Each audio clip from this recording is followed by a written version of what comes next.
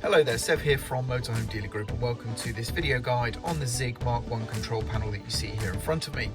In this video guide, I'm going to explain what the buttons do, how to interpret the information that the panel presents to you, and hopefully by the end of the video, you'll feel confident using this control panel in your leisure vehicle.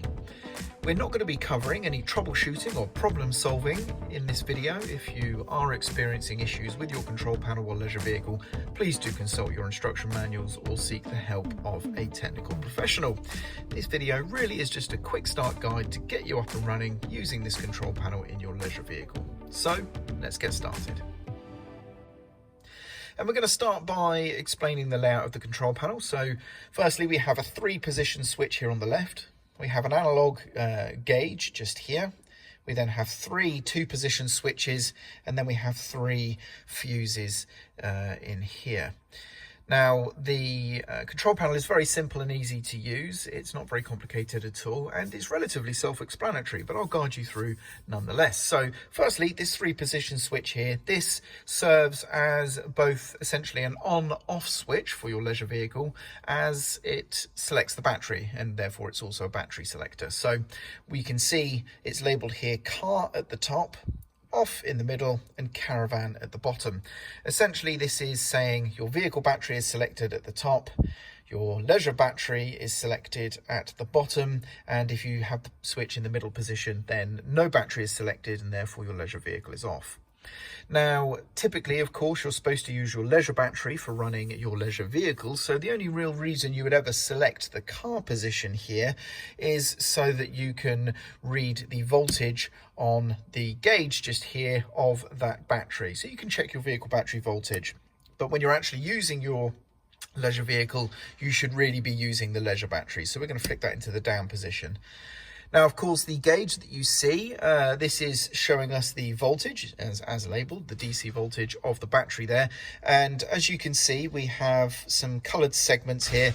There's also numbers. Unfortunately, I've positioned the camera in such a way that the bevel or the edging on this sort of plastic clear cover here is making it difficult to see the numbers, but we have 9, 10, 13 and 16 are the numbers there indicating voltage. As you can see, we're on a charging voltage at the moment, just over 13 or about 14 volts there. So of course, as the voltage goes up or down, this gauge will respond accordingly, and it's referencing the selected battery here at all times. Next up, we have here the 3 switches, and these are going to turn on your main items inside the vehicle. So of course we have the water pump here. Turn that on, your water pump will now have power. Lights is switched on just here, and that's going to allow you to have power to your lighting circuits. And then we have a spare here. This one's labeled aux for auxiliary, but it could be wired to any number of different things depending on the installations in your leisure vehicle.